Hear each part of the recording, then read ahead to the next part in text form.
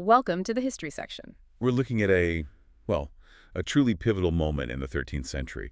It's really a story of two interconnected catastrophes. That's right, the huge Tartar expansion into Europe and then the resulting chaos in the Levant that really sets the stage for the Seventh Crusade. And to really understand the speed and, frankly, the terror of these events, you have to start with the Tartar nations themselves.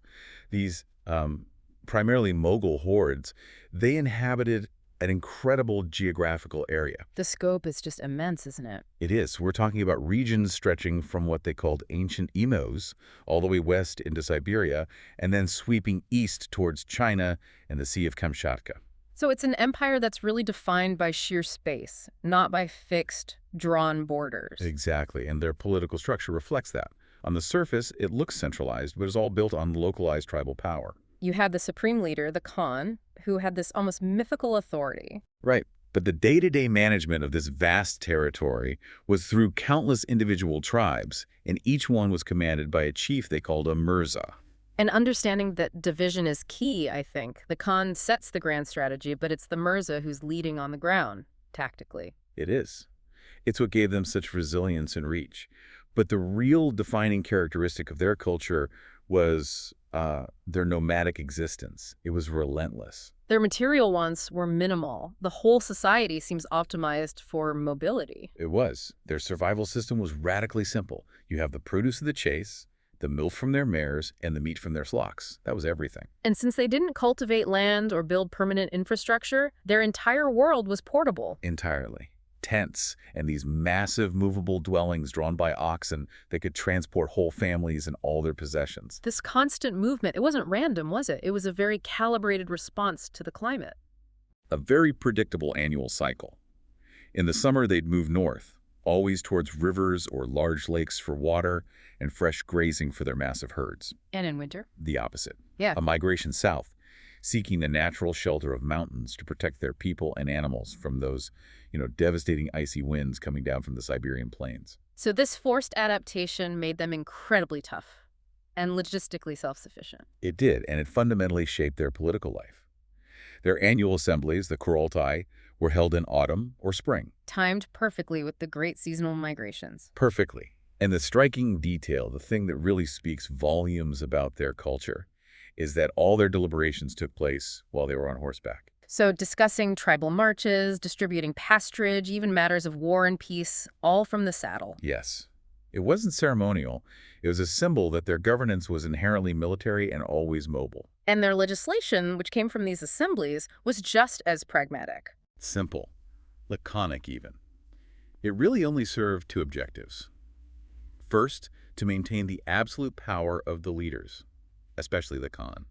And second, to promote discipline and what the history describes as a fierce emulation among the warriors. Exactly. The result was that the entire population was, for all intents and purposes, a military force. Fighting wasn't just a part of life. It was seen as the most noble and essential occupation. Which in turn fostered this deep cultural contempt for anything related to settled civilization. They despised commerce, the arts, formal learning. And it's incredible that across that entire vast territory, only a single tribe was known to have been acquainted with writing. And their view of agriculture is maybe the most striking expression of this. They saw working the soil as a degrading occupation, something fit only for slaves or the people they conquered. It's an economic model built entirely on conquest, not production. The irony is staggering, given the amount of land they controlled. And that their vast country contained only one city. Just one. And according to the monk Brucas, it was no larger than the small French town of Saint Denis. It speaks to a radical rejection of fixed structures, of urban vulnerability. Their religious beliefs were similar, very pragmatic. They lacked the kind of detailed moral framework you see in other major religions. They did acknowledge one God, a sovereign of heaven. They did, intellectually, but they offer him no formal incense, no regular prayers. The actual worship was directed towards a decentralized pantheon of genie spirits. Believed to be in the air, the earth, the water, the immediate arbiters of their fate. Right. And their dwellings were filled with these rough idols, often made by hand, meant to watch over their flocks and families. And the priesthood reflected this focus too. They weren't theologians. No, they were practitioners of magic and sorcery. They studied the stars, predicted events, but it was all really about manipulating the public mind. The religion offered no moral instruction. Which, ironically, probably made their conquests easier. They could tolerate the beliefs of the people they subjected as long as it didn't challenge their political authority. Exactly. Now, if we shift to their military methods, you can see how this culture translates directly into their prowess. Their whole lifestyle was basically continuous military training. Yes, their encampments, their marches, even their hunts were essentially large-scale military exhibitions. This constant practice meant they could do things like eat and sleep on horseback without dismounting. A huge logistical advantage over European armies. And their equipment was perfectly adapted. Bows of enormous size. They fired these sharp, steel-headed arrows over incredible distances. We're talking about weapons that could pierce through a bear. But their genius wasn't just brute force, it was tactical sophistication. It was. Specifically, rapid evolutions in this art of fighting while seemingly in retreat. The famous feigned retreat. Their signature maneuver. A Tartar army would look like it was breaking and fleeing in chaos, only to unleash a devastating volley of arrows as they galloped away. Drawing a less disciplined enemy into a disorganized chase. And the moment the enemy was disordered, that feigned retreat would instantly become a decisive counterattack. A signal of flight becomes the signal for victory. Their capacity for destruction was just as sophisticated. They rejected building cities for themselves. But they knew exactly how to build and deploy the most formidable siege engines to destroy the cities of others. Their contempt was for permanent domestic life, not the technology of destruction. And the core of this success was discipline. Absolute blind obedience. Warriors were rigidly divided into units of tens, hundreds, thousands, and tens of thousands. And the military code was simple and brutal. Death was the punishment for fleeing battle or abandoning your companions. No exceptions. This ferocious efficiency, combined with a complete indifference to bloodshed, is what created such terror. And all of this was energized by an ideology of conquest. A deeply held belief that the entire world was promised to their valor and should be subject to them. They believed they were destined to expand south. This ideological drive finds its ultimate embodiment in one person, Genghis Khan. Temujin, born of a prince in ancient Mogulistan. Even his birth was wrapped in legend. Superstition claimed coagulated blood was found clutched in the infant's hands. Interpreted as a sinister presage of conquest. Right.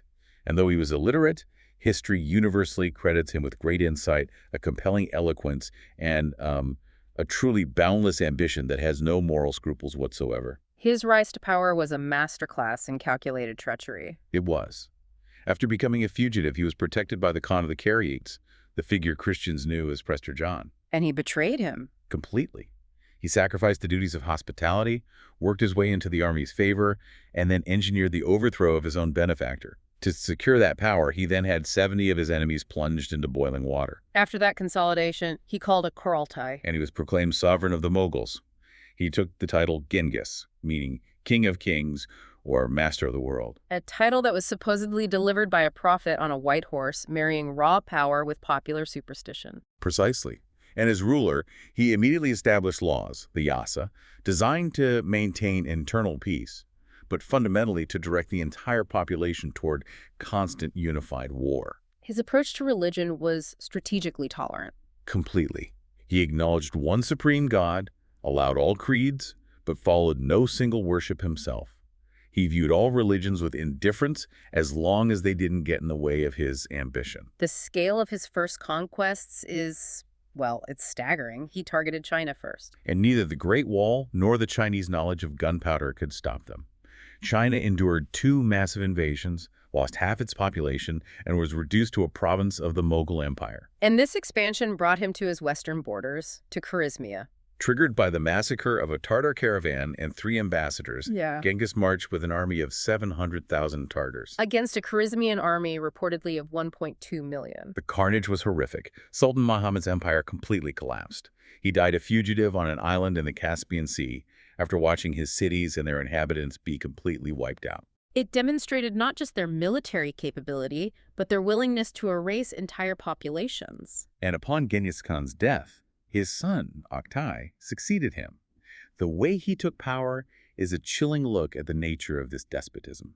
The great men approached him and said, We wish, we pray, we command you to accept of entire power over us. And Oktai's response stripped away any illusion of shared authority. He said, "If you desire that I should be your Khan, are you resolved to obey me in everything, to come when I shall call you, to go where I shall send you, and to put to death all those I shall command you to kill?" That formalizes a system where the Khan's will is absolute law. And the result was what historians called a monster union among the conquerors. This unprecedented conquer led to the accelerated ruin of Asia. Turkestan, Persia, India, parts of China, the remnants of the Abbasid and Seleucid empires. They all fell. And often through subtle betrayal, followed by total annihilation. Right. Many local rulers had invited the Mughals in to help against their rivals, only to be devoured themselves by the very power they'd unleashed. But the success of these conquests meant that Tartar ambition couldn't be confined to Asia. The Mughals were restless by nature. Oktai, seeing this internal pressure, resolved to turn his arms west toward Europe. An expedition of terrifying scale. 500,000 of their most robust warriors were selected.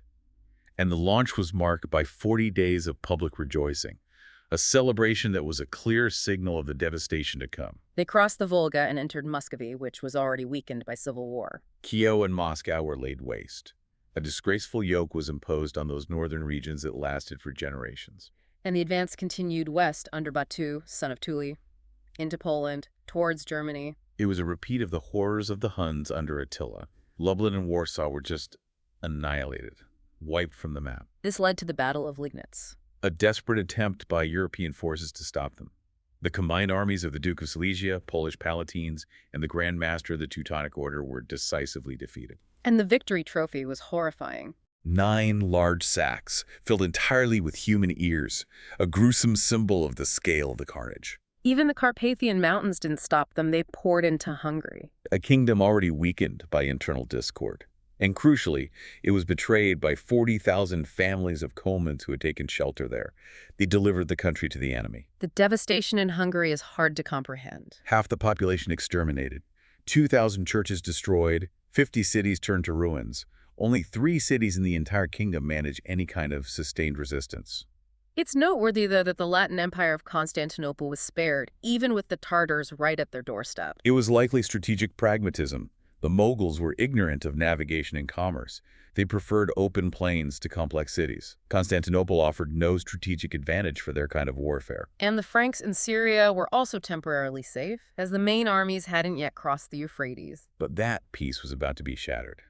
Not by the main Tartar force, but by a catastrophic side effect of their conquests, a group of desperate refugees known as the Carismians. They would become the catalyst for the crisis in the Holy Land. The Carismians were the scattered remnants of the army of Jalaluddin, Sultan Muhammad's son. After Jalaluddin was killed, his warriors became fugitives, constantly pursued by the Tartars. So, they abandoned their country and spread into Asia Minor and Syria under a leader named Barbachan. This was a campaign driven entirely by despair and vengeance. They marched, as the research says, sword and torch in hand.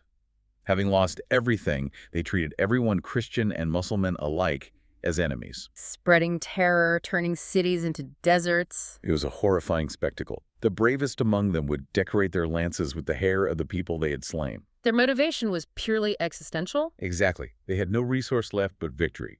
Their speeches to the troops were brutally simple. You will conquer or you will die. And this force completely destabilized the fragile peace in the Levant. A peace that was based on a very unusual alliance. The Mussulman powers of Damascus, Iraq, and Emesa had formed a coalition with the Christians of Palestine. And it had yielded real results. Jerusalem, Tiberias, Galilee had been restored to the Franks. They were even planning a joint conquest of Egypt. But the Sultan of Cairo, Sultan Negmeddin, saw an opportunity in the Carismian chaos. He needed to deal with his Syrian rivals, and he needed protection. So he appealed to the Carismian hordes. What was his offer? Simple and incredibly tempting. He promised them the entirety of Palestine if they could subdue it for him, an offer they immediately accepted. The result was an immediate invasion. 20,000 Carismian horsemen swept down from Mesopotamia. Jerusalem, with its fortifications barely started and only a small garrison, had no hope of repelling them. The population, led by the knights of the hospital and the temple, decided to flee, leaving behind only the sick and infirm. whom the Carismians immediately massacred upon entering the city. But finding so few victims, they resorted to a truly odious stratagem. The deception with the crosses. Yes. They raised the standards of the cross on every tower and rang the church bells, trying to lure the fugitives back. And it worked with terrible efficiency. About 7,000 Christians, seeing the familiar symbols and hearing the bells, thought the barbarians had been miraculously repulsed. They returned to the city. Only to be slaughtered. The accounts speak of torrents of blood flowing through the streets. The profanation that followed was designed to break the spirit of Christendom. Nuns, children, the elderly who sought refuge in the Church of the Holy Sepulchre were massacred at the altars. And they didn't stop there. They burst open the sacred sepulchres, burning the coffins and remains. Nothing was spared, not even the tombs believed to be those of Christ and Godfrey of Bouillon. These were acts of cruelty unheard of, even in the most barbarous wars of the time. In the wake of this, the Christian and allied forces had to respond. The Grand Masters of the Templars and Hospitallers assembled their forces in Ptolemais. They were joined by the Patriarch of Jerusalem and the nobles of the kingdom. And crucially, their Mussulman allies, Damascus, Karak, and Emesa, reaffirmed the coalition. They sent an army commanded by Mansourah, the Prince of Emesa, a man known for his valor against the Carismians. The Franks received him, in their own words, as one of the best barons of paganism. A critical war council was then called on the plains of Ascalon. And Mansourah and the wiser barons advised extreme caution. They said to occupy a defensive position and just wait. Their thinking being that the Carismians, as a horde without supply lines, would eventually just disperse. Exactly. Due to their own inconstancy or a simple lack of provisions, a pitched battle wasn't necessary. But that patient counsel was rejected. Vehemently. By the Patriarch of Jerusalem and other Frankish leaders. They saw the Carismians as just an undisciplined band of brigands and argued for an immediate decisive attack. An opinion that unfortunately appealed to the impatient valor of the Franks. And it set the stage for a ruinous confrontation. The combined army was organized in 3 divisions. The left wing, Knights of St. John, commanded by Gauthier de Brienne, Count of Jaffa. The right wing was the allied Mussulman forces under the Prince of Emesa. And the center was the Templars, Hospitallers, and the Patriarch himself. But even as they prepared, their internal discord became apparent. Gauthier de Brienne sought absolution before the battle. He'd been excommunicated by the Patriarch. Yes, for detaining a castle the Patriarch claimed. And the Patriarch, with a severity contrary to the spirit of the gospel, refused him absolution. Twice. A moment of crisis resolved by the Bishop of Rama. The bishop, in full armor, just broke the stalemate. He exclaimed, "Let us march. The Patriarch is wrong. I absolve you in the name of the Father, of the Son, and of the Holy Ghost." And with that battlefield absolution, he and Gauthier de Brienne led the charge. The battle raged for 2 full days. From dawn until sunset the first day, and it renewed with the same fury the next morning. Both sides knew that defeat meant absolute ruin. And the decisive moment came when the allied wing broke. The Prince of Emesa, after losing about 2,000 horsemen, decided the battle was lost and fled towards Damascus. That flight sealed the victory for the Carismians. The combined Christian and allied force was annihilated. The scale was catastrophic. Over 30,000 killed or captured. The records for the military orders are very specific. Only 33 Knights of the Temple, 26 Hospitallers, and 3 Teutonic Knights escaped. The consequences were immediate. Cairo celebrated for 3 nights. Right. And the captured prisoners were paraded through the city on camels, while the heads of the slain were exhibited on the walls. And in Palestine, the disaster just revived old religious prejudices. The Mussulmans blamed their defeat on allying with Christians. The Christians blamed it on divine justice for mingling the banners of Christ with those of Muhammad. And the fate of the commander, Gauthier de Brienne, was particularly brutal. Captured alive, he was dragged to Jaffa and fastened to a cross before the city walls. In his final moments, he was still exhorting the garrison to defend the city. He was eventually sent to the Sultan of Cairo, where he was killed by a mob. And what of the Carismians? Their victory was short-lived. It was, which validates Mansourah's initial caution. Flushed with victory, they besieged Damascus for the Egyptians. But when they demanded the promised lands in Palestine, the Sultan stalled. Fearing such ruthless neighbors. Exactly. So in their fury, the Carismians turned on the Egyptians themselves. They were finally defeated in 2 decisive battles by a new coalition of Egyptian, Aleppo, and Syrian troops. And after that, they just vanished from history. So now we have to turn back to Europe, which needed to mount a response to all of this. But the context there was profound internal disorder. Christendom was agitated by the bitter quarrel between the Holy See and Emperor Frederick II. At the same time, the main Tartar armies were still threatening Germany, and the Latin Empire of Constantinople was a ruin. It's into this chaos that Pope Innocent IV, a refugee at Lyon, calls an ecumenic council in 1245. He did to address all these evils. The patriarchs of Constantinople, Antioch, and Aquileia attended, along with secular princes. Frederick II, knowing what was coming, sent a skilled defense team. Led by Pierre de Vigne and Thaddeus of Sus. In a preparatory sitting, the Bishop of Berytus described the horrors of the Carismians. And Thaddeus of Suez, for the emperor, immediately made a sweeping diplomatic offer. Promising that Frederick would personally stop the Tartars, re-establish Latin rule in Greece, go to the Holy Land, and repair all wrongs against the Holy See. But Innocent IV was completely inflexible. He rejected the propositions immediately, calling them a fresh artifice. He made his intention to destroy the emperor clear, declaring the axe is already lifted and ready to cut the roots of the tree. So the council's main goal was political vengeance, not the relief of the East. That seems to have been the priority. The council opened, and Innocent compared the 5 griefs afflicting him to the 5 wounds of the Savior. The Tartars, the Greek schism, the Carismians, ecclesiastical discipline, and the persecution from Frederick II. But despite the gravity of the first 4, he reserved all the thunders of his eloquence for the 5th. The accusations were vehement.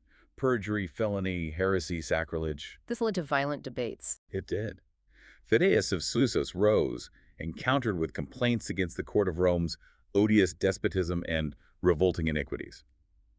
The sources call it an unedifying spectacle. Eventually, they did turn to the East. A new crusade was preached for the Holy Land and the Latin Empire. Privileges were renewed for Crusaders' tax exemption for 3 years. The clergy were ordered to pay a 20th of their revenue, the Pope and cardinals a 10th. But what's remarkable is the council's response to the Tartars, the direct threat to Europe. It's almost negligent. Despite comparing them to one of Christ's wounds, the council merely advised the Germans to dig ditches and build walls on the roads the hordes were likely to take. A measure known to be completely insufficient. It really shows that the political war against Frederick was the higher priority. It does. Innocent was determined to deliver the final blow.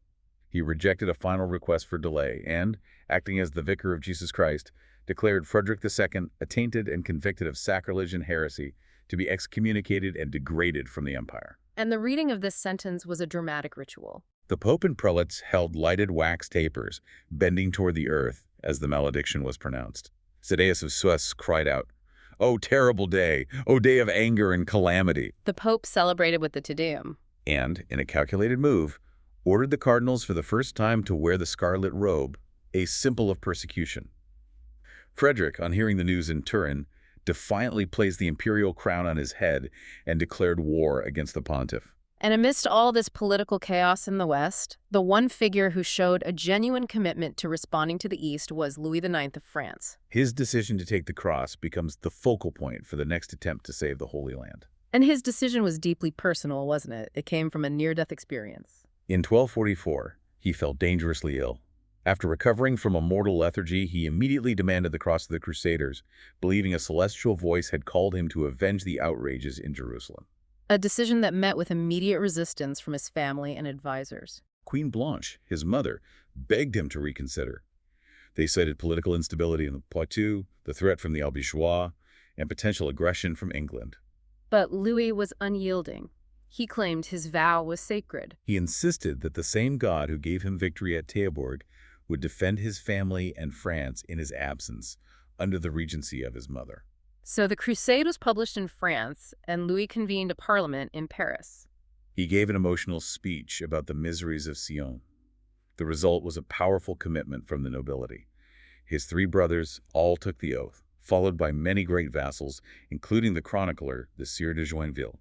And Louis used a clever stratagem to encourage participation. On Christmas Eve, he distributed these distinctive capes, or livrets, embroidered with gold and silk crosses. When his courtiers put them on, they found the sign of commitment on their garments and felt obliged to fulfill the vow. Louis's preparations went far beyond just recruitment. He undertook major judicial reforms to ensure peace while he was gone. He ordered tribunals to impose a 5-year truce on all unresolved legal processes.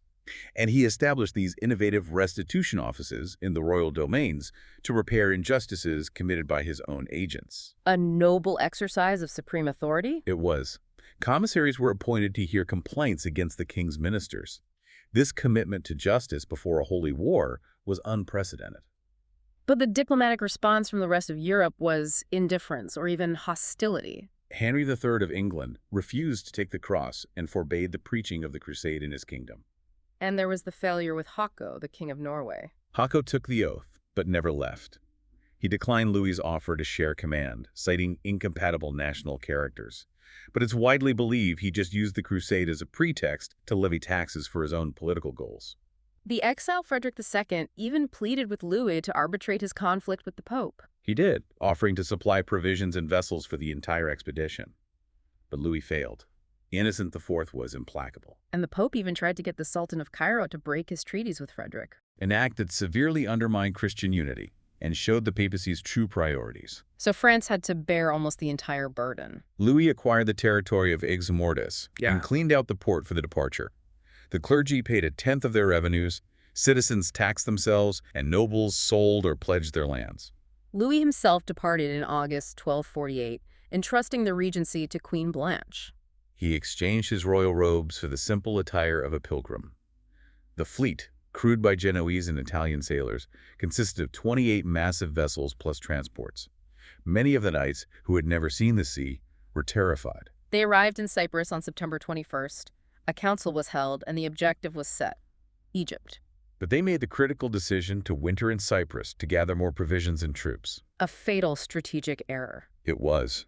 The army rapidly deteriorated in the idleness. Intemperance, gaming, debauchery. Places of prostitution were set up near the king's own pavilion. And a pestilential disease swept through the camp. It claimed the lives of over 250 knights, including the Count of Dreux and the Bishop of Beauvais, and there was internal friction over the division of future booty. It was during this delay that Louis received the embassy from the Tartar prince Akulthai. Yes, led by a man named David, who claimed the great Khan had been baptized and promised military aid. Louis, flattered by the prospect, received them warmly and sent back magnificent gifts. News that brought false hope to the West. It was quickly confirmed to be a fable. The whole embassy was likely an imposture, either by local Armenian monks or a cynical diplomatic move by the Moguls. Despite these setbacks, the campaign against Egypt finally moved forward in May 1249. Sultan Sultan Negmeddin, though mortally ill, had returned to Egypt and heavily fortified the coast, especially Damietta. His army under the Emir Fakhreddin was encamped on the shore. Negmeddin sent ironic messages to Louis, congratulating him on his arrival and asking when he intended to leave.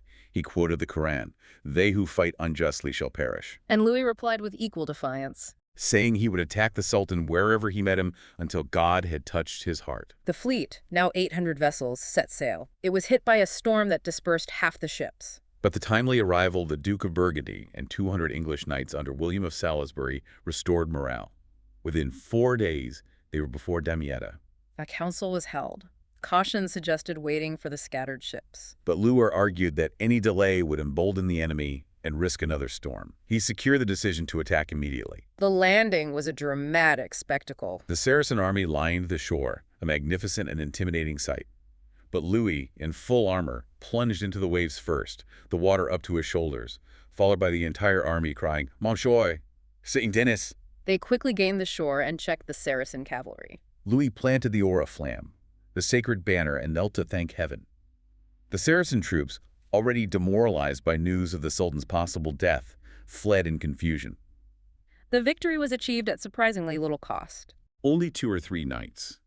The most notable loss was the Count de la Marche, who explicitly sought death on the battlefield to pay for his past crimes.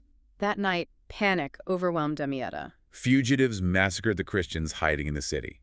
The garrison deserted, and the city was set alight.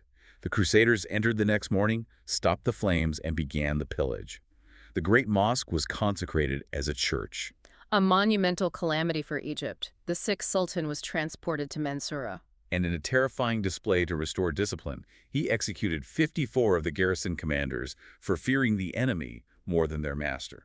After this initial triumph, Louis made his second and ultimately fatal strategic decision. He chose to wait for his brother, the Count of Poitiers, who was bringing the final reserves. Many historians attribute the failure of the entire expedition to this 6-month period of inaction. And the inactivity led to the same disorders as in Cyprus. Luxury, pleasure, debauchery. The moral and physical stasis led to growing friction. The Count d'Artois, a young, presumptuous prince, actively provoked other leaders. The Earl of Salisbury confronted the king. He exclaimed, "You are then not a king if you are unable to administer justice." Meanwhile, the Mussulmans began a campaign of harassment. Aided by Bedouin Arabs and Carismian horsemen, they surprised Christian detachments and assassinated sentinels. Negmeddin instituted a policy of attrition, paying a golden byzant for every Christian head. And the Egyptian resurgence was rapid. Negmeddin rallied his forces at Mansourah, repairing the fortifications. The display of Christian captives and the French army's passivity completely dissipated the initial Egyptian terror. New reinforcements arrived daily, while people flocked to mosques to thank the God of Muhammad for the Christians' stunning lack of initiative. Thanks for listening. We hope you enjoyed learning something new. That's all for now, but in case you didn't notice, there are a lot more episodes on this subject available on this channel. If you're enjoying these historical podcasts, please like and subscribe and share with other history buffs. While this is an AI recording, the research that has gone into this production is comprehensive and focuses on very specific moments in history, designed to bring as much detail to the listener as possible. Thanks again for listening in.